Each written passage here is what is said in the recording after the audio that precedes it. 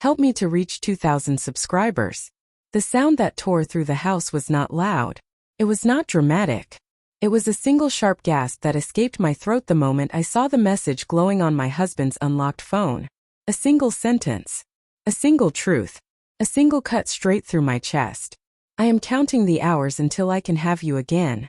My vision blurred as if someone had smeared water across glass. The room tilted and my heart hammered against my ribs with violent force. For a second I forgot to breathe. My fingers trembled so hard I almost dropped the phone. I felt as though I had stepped barefoot onto broken glass. It was not my message. And it was definitely not a joke. I staggered backward, pressing my palm against the wall to steady myself while every thought in my head scattered like startled birds. The living room looked strangely small, as if the walls were closing in. My husband, Aram, was in the shower upstairs. The faint sound of water trickling through the pipes filled the house with a haunting stillness. Part of me wanted to scream. Another part of me wanted to run. But the biggest part of me wanted to deny what I already knew. I read the message again, then scrolled. There were others. Not explicit. Not vulgar. Worse.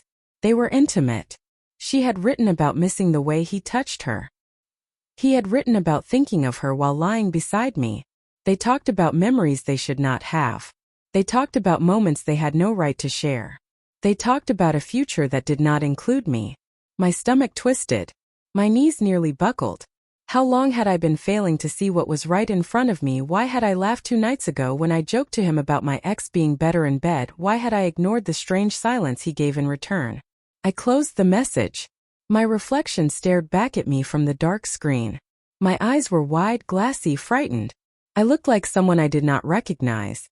Someone whose world had been knocked out of orbit. I walked to the kitchen in a daze, each step heavy as if I were wading through wet sand. The cold tiles bit into the soles of my feet.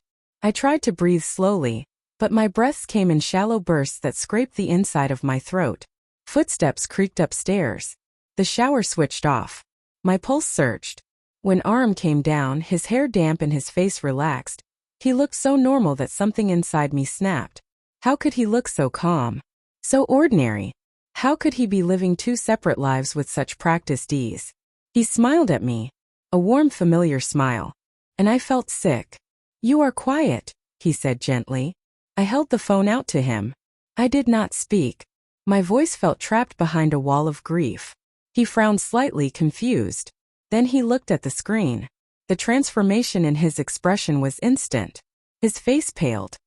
His lips parted. His eyes widened with something that looked like guilt and fear twisted into one tangled emotion.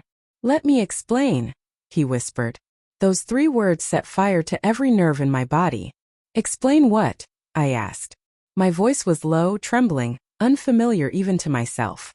"How long has this been happening? And why?" His throat bobbed as he swallowed hard. "It was a mistake. I swear it meant nothing. It meant nothing." The words slammed into me like a blow. "She told you she misses the way you touch her," I said. "That does not sound like nothing."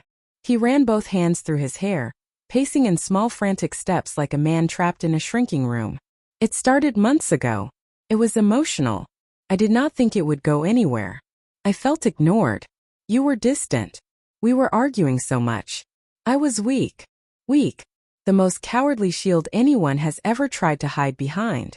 You should have told me," I whispered. "You owed me the truth." His eyes filled with tears, and for a moment the sight stabbed at my chest because I still loved him. Loving him felt like a wound now. Something raw and open that throbbed with every heartbeat.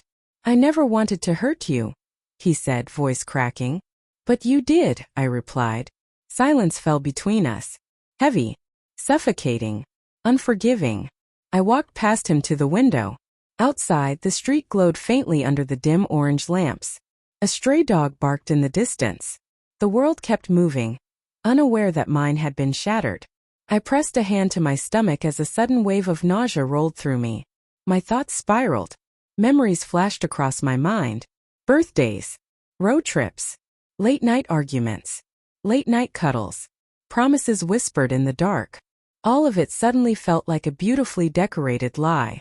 When I finally turned to him, something inside me had shifted. My voice was steady now. calm in a way that terrified even me. "I need you to leave for tonight," I said. His eyes widened. "Please, do not do this. We can fix this."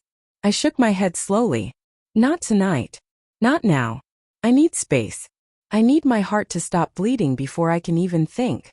He stepped toward me. I stepped back. The distance between us felt like a canyon.